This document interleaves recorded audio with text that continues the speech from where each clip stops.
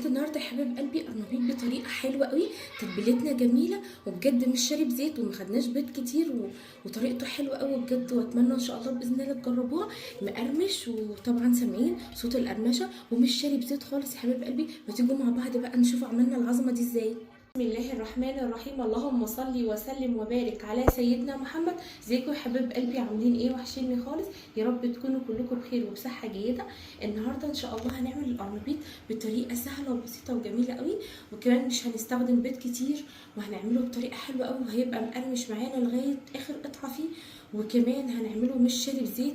يعني كل التركات بتاعتنا حلوه قوي. اتمنى ان شاء الله باذن الله تخلصوا معايا الفيديو للنهايه. معايا كده واحده قرنبيط زهرايه كده، طبعا البلاد التانية بيسموا بقى القرنبيط زهرة. فاحنا هناخد بقى كده، طبعا هو اخضر وجميل خالص اهو. هنيجي من هنا كده بقى ونحاول ايه، يعني ناخدها كده، يا ريت نقطعها كلها بالحجم دوت، ونشيل بقى اي زيادات كده حبيب قلبي كده. ممكن دي بقى نخليها 2 بالشكل دوت. هنعمل بقى كل بتاعتنا كده بالشكل دوت، طريقته حلوه قوي. وطبعا كنا زمان بنستخدم بيض كتير خالص، ولازم اهم حاجه البيض والزيت. احنا مش هنخليه لا يشرب زيت ولا هنستخدم بيض كتير. احنا هنستخدم مع القرنبيطيه بتاعتنا دي، طبعا هي حجمها حلو كبير، هنستخدم بيضتين بس. وايه، ولو واحده اكبر من كده هنستخدم لها 3، ولو واحده اصغر بيضايه واحده بس، وهيطلع مقرمش وحلو قوي معانا. هنستمر بقى كده في التقطيع يا حبايب قلبي بالشكل دوت لحد ما ايه، ناخد القلب بس كده. ويا ريت نخليه كله نفس الحجم دوت، ولو في اي زياده بقى من الورق دوت نتخلص منه. واهم حاجه بقى الغسيل.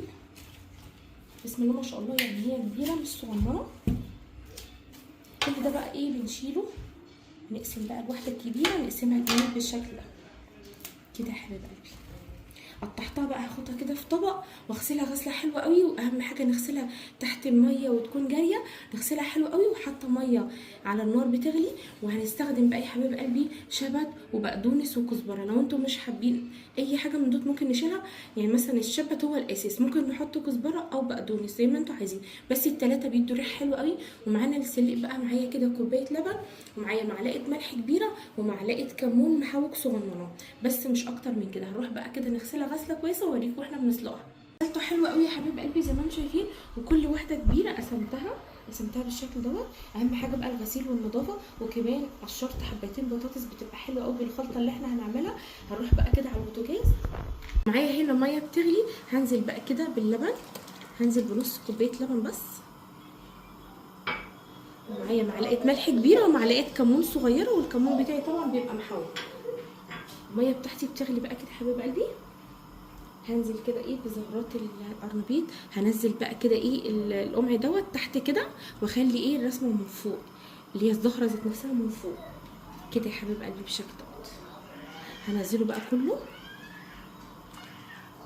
اول ما ننزل بقى كده بالقرنبيط ونزلنا باللبن، الميه بتهدي شويه في الغليان، هنسيبها بس اول ما تبدا تغلي تاخد اول غلوه، وبعد كده نعد 4 دقايق بس. انا مش عايزه القرنبيط بتاعي يستوي قوي، علشان خاطر ان شاء الله باذن الله هنعمله بطريقه حلوه قوي، هيبقى بيقرمش وحلو، وفي نفس الوقت من جوه ابيض كده ولذيذ وخفيف وطعمه حلو ومش شارب زيت خالص. هنزله بقى كله كده، وهنزل كمان حبه البطاطس نقشرها ونسيبها سليمه كده. هنقطعها بقى ايه واحنا بنعملها، ننزلها بقى كلها كل حبايب قلبي زي ما انتم شايفين كده. هو بدا يغلي اهوت. بصوا بقى، يعني ممكن ما نستخدمش اللبن لو انتم مش حابين اللبن، بس مست اللبن ان هو بيخلي معانا زهره القرنبيط بيضه كده وحلوه قوي، وبيديها كده كمان طعم حلو قوي. بس لو انتم مش حابين مفيش اي مشاكل خالص، مش ضروري نص كوبايه اللبن دي، عادي يا حبايب قلبي. هو بدا يغلي معانا، اول ما يبدا يغلي هنحسب له بعد ما يغلي، يعني احنا سقطناه دلوقتي، اول ما يبدا يغلي بقى نحسب 4 دقايق بالظبط، وبعد كده اوريكم هنشيله مع بعض. 4 دقايق بس يا حبيب قلبي، وبعد كده نطفي النار بتاعتنا. يعني اول ما يبدا يغلي 4 دقايق بس. هنخرج بقى كده، واهم حاجه ان احنا نخرجه على ميه تكون بارده، ويا ريت تفضل تكون ساقعه كمان علشان نوقف السوا بقى، عشان احنا لو خرجناه كده هيفضل يعني يستوي اكتر ما هو مستوي. لازم نخرجه على ميه بارده بالشكل دوت. هخرجه بقى كله واوريهالكم. دلوقتي يا حبيب قلبي عملنا بقى الخلطه بتاعتنا، جهزنا لسه ما عملناش، هنعملها سوا. جهزنا الخلطه بتاعتنا، الخلطه بتاعتنا حلوه وجميله قوي، والقرنبيط بتاعنا حلو قوي ازاي، وشايفين قد ايه فاتح ولونه جميل. يعني نص كوبايه اللبن دي بتفرق بجد والله في الطعم وفي الريحه وفي كل حاجه، وكمان في اللون. معانا بقى كده يا حبيب قلبي حبايتين بيض، ويعني انا القرنبيطه بتاعتي كبيره مش صغيره، لو هي اصغر من كده حبايه بيض واحده بس. ومعايا كوبايه لبن، ونبدل اللبن لو احنا مش حابين لبن او مش موجود لبن، كوبايه ميه عادي خالص. بس انا عايزه الخلطه بتاعتي تبقى غنيه كده وطعمها حلو، كوبايه اللبن دي بتفرق برده في الخلطه بتاعتنا. معايا كوبايه لبن، حبايتين بيض، ومعايا كده البهارات بتاعتنا، معلقه ملح، معلقه كمون، نص معلقه فلفل، نص معلقه بابريكا، ونص معلقه بيكربونات لا بيكنج باودر، مش بيكربونات ماشي. هي كده البهارات بتاعتنا. ممكن نستبدل البابريكا بشطه لو انتوا حابين، لو حابينه حراق يعني شويه. معلقه توم، ومعايا كده نص معلقه خل، ومعايا كوبايه دقيق، ومعايا هنا يعني هو برده هنقول كوبايه نشا، بس انا مش هحطها كلها، هاخد نصها بس. وهنحط بقى احنا هنعمل خلطتين، خلطه سايله وخلطه جافه اللي هو الدقيق بس كده. ومعانا بقى الخضره بتاعتنا غسلناها حلو قوي طبعا بخل، وقطعناها ناعم كده، يعني بقدونس وكزبره وشبت الثلاثه مع بعض. اول حاجه هنبدا بيها كده هي حبايتين البيض، هننزل معانا كده بقى بنص كوبايه، نص معلقه الخل، ومعانا كده اللبن، كوبايه اللبن. عايزين نعمل الخلطه بتاعتنا زي خلطه الكريب كده، مش خفيفه قوي ومش تقيله قوي. ودي البهارات بتاعتنا يا حبيب قلبي. واهم حاجه البيكنج باودر، نحط نص معلقه بس، مش نكتر منه يعني. معانا كده معلقه ثوم ناعم، شوفوا. وهنزل بقى كده بالدقيق، بس انا مش هنزل بيه كله مره واحده، هنزل بنص الايد كوبايه، وهنزل هنا كده بنص قيمه النشا دوت بالشكل ده، يعني نص كوبايه نشا. هنقلب بقى الخلطه بتاعتنا حلو خالص. المضرب بتاعي بقى زيزو كسره، فانا هعمله بقى كده بالمعلقه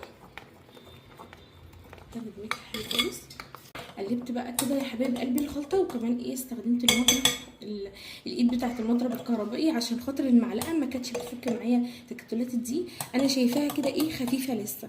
هنحط شويه دقيق كمان، مش كتير يعني، نحط شويه كده وهنستخدم. يعني انا كده اخدت كوبايه بالظبط، واخدنا نص كوبايه نشا، مش كتير يعني، انا اخدت نص كميه النشا واقل كمان. انا شايفه كده الخلطه بتاعتنا حلوه قوي زي ما انتم شايفين كده. انا عايزاها زي خلطه الكريب، مش تقيله ومش خفيفه كده، تمام زي ما انتم شايفين. هنزل بقى كده بالخضره، هاخد شويه من الخضره والباقي هخليه كده للتزيين. نقلب بقى الخضره بتاعتنا كده في الخلطه الحلوه دي، ريحتها حلوه قوي وكل حاجه مظبوطه فيها. وطبعا لو عايزينها بقى حراقه نحط بدل البابريكا نحط معلقه شطه. شايفين بقى الخلطه بتاعتنا حلوه وجميله ازاي، وريحتها تحفه. شايفين يا حبيب قلبي قد ايه هي جميله. هنحطها بقى كده على جنب، ونعمل الخلطه التانية اللي هننزل القرنبيط هنا، وبعد كده نحطه بقى في خلطه جافه، هتبقى عباره عن نشا ودقيق، وهنحط لها شويه بهارات بسيطه كده، وهتبقى حلوه قوي. ودلوقتي يا حبيب قلبي هنعمل الخليط بقى التاني. معايا كده كوبايه دقيق هنزل بيها، ومعايا كده نص كوبايه نشا، ومعايا كده هنا نص معلقه كمون، والكمون بتاعي محوج، يعني لو الكمون بتاعكم مش محوج اهم حاجه يكون محوج بالكزبره والشطه. لو مش محوج بقى يبقى احنا هنستخدم بقى يعني ربع معلقه من كل حاجه، بس مش اكتر من كده. هقلبه بقى، اجيب معلقه، معايا رشه ملح يا حبيبي صغننه خالص، يعني اقل من ربع معلقه كمان، عشان احنا ظابطين الملح معانا وظابطين كل حاجه، وكمان الخلطه بتاعتنا مظبوطه خالص. واهم حاجه يا حبيب قلبي ان احنا ما نكترش البيكنج باودر، عشان ما ينفش معانا كده الخلطه بتاعتنا وكده تمام خالص. قلبتها بقى كده كويس خالص. بجد الريحه من دلوقتي حلوه قوي، وما استخدمناش بيض كتير، بس بجد يعني يا ريت يا ريت نستخدم اللبن لما نكون بنسلق القرنبيط، وكمان في الخلطه بتاعتنا. مش عايزينه بقى ومفيش او كده، عايزين نعمل حاجه اقتصاديه اكتر، الميه عادي خالص، بس البيض بجد بيخليه غني وطعمه حلو قوي. معانا بقى كده زهره القرنبيط يا حبيب قلبي زي ما انتم شايفين ماسكه نفسها حلو قوي. هننزلها بقى في الخلطه دي، ناخد كده نشيل بقى دي خالص، ونجيب معلقه. انا هستخدم ايديا الاتنين هنقلب بقى هنا كده حلو خالص. في الوقت ده بقى لازم ايدينا، هاخد بايدي دي بقى كده وانزل بقى في الخلطه بتاعتنا الجافه كده، وهستخدم ايدي دي كده بالشكل دوت. ناخد دي وننزلها هنا كده. انا حاطه زيت على النار في حله، نقلب كده كويس كده تمام. نروح بقى كده نحط، اعمل واحده كمان ونروح نحطهم بقى في النار عشان نحط حله صغننه مش كبيره قوي. نخلي ايد بقى نستخدمها في السايله وايد ايه في الجافه. صفي بقى كده حلو، ننزل تاني هنا بقى في الدقيق. نروح بقى كده وننزلهم مع بعض ايه في الحله. معانا الزيت قادح بتاعنا يا حبيب قلبي، يعني سخن قوي زي ما انتم شايفين كده. هننزل بقى كده ايه زهر القرنبيط بالشكل دوت. هننزل ايه يعني كميه بسيطه عشان ياخد ايه لون حلو كده معانا، نفض حلو قوي من الدقيق. ننزل كده بالشكل دوت. واحده صغنطوطه بقى واحد، نعمل واحدتين كمان. ودلوقتي حبيب قلبي زي ما انتم شايفين كده هنخرج بقى. انتوا شايفين اللون حلو قوي. نخرج بقى كده. واهم حاجه بقى ان احنا نخرج على مناديل مطبخ عشان ما تمتص اي زيت خالص، وهو مش شارب اي زيت. زي ما انتم شايفين ده انا كنت حاطه نص الحله زيت زي ما هي ما شربش زيت خالص. شايفين الجمال حلو قوي ذهبي وحلو ومقرمش لسه خارج من الزيت. وهوريكم كمان القرمشه كده.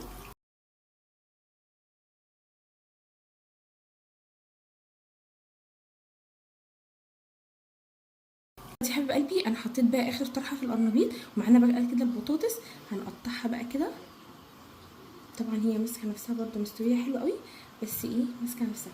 هنقطعها ل3 عشان تبقى خفيفه وحلوه كده. نحطها بقى في الخلطه دي، بتبقى فظيعه البطاطس برده في نفس الخلطه دي. بجد اتمنى تجربوها، الطريقه حلوه قوي ومش حاطين بيض كتير ولا حاجه خالص. وممكن لو انت عايزه تحطي بيضه واحده بس عادي خالص، اهم حاجه كوبايه اللبن بجد.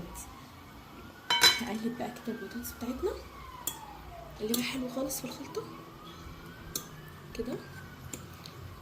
طبعا هناخدها بالشوكه بقى كده عشان هي مش بتبقى شايله كتير من الخلطه زي القرنبيط. والقرنبيط بقى عامل ريحه فظيعه، ولادي عمالين يقولوا لي ريحه حلوه قوي يا ماما ومستعجلين. نقلبها كده كده يا حبيب قلبي. هخلصها بقى كلها واديها نفس التتبيله كده بالخلطه بتاعتنا الجافه دي، ونقل كمان وهوريكم بقى اكلتنا الحلوه في النهايه. وكمان الشطه دي هحطها في الصوص دوت كده، وانزلها كمان اديها برده تتبيله تغليفه كده وهقليها واوريها لكم برده.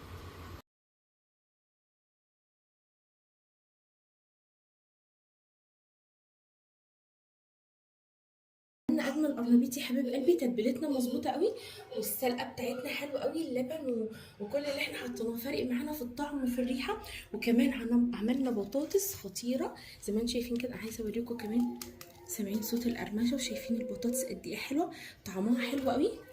ونكسرها بقى كده، شايفين الجمال. وكمان القرنبيط بتاعنا التتبيله بتاعته حلوه قوي، ويا ريت نخليها خفيفه يعني زي الكريب كده عشان خاطر تبقى مستويه من جوه، وكمان يبقى شكله حلو وهو كمان مقرمش وجميل خالص وشارب من التتبيله ومستوي سوا حلو قوي، ريحته جميله. بجد اتمنى تجربوا الطريقه، سهله وبسيطه ومخدش اي وقت خالص، وهتعجبكم يا حبيب قلبي ان شاء الله. واتمنى ان شاء الله باذن الله تجربوها. كل اللي بتمناه من ربنا هي محبتكم ليا ودعمكم ليا باللايكات والاشتراكات الجديده. ربنا ما يحرمنيش منكم ومن كل حبيب قلبي اللي بيدعموني. كلامكم حلو قوي وكل ما يخش مشترك جديد بجد بتسعدوا قلبي حبيب قلبي. وان شاء الله باذن الله نكبر مع بعض.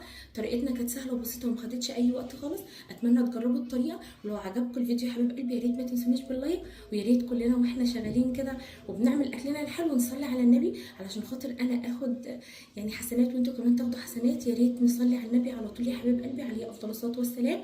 وان شاء الله باذن الله كل يوم جديد في مطبخ رشا صبري. اشوفكم على خير في فيديو جديد. يا ريت ما تنسونيش باللايك. باي.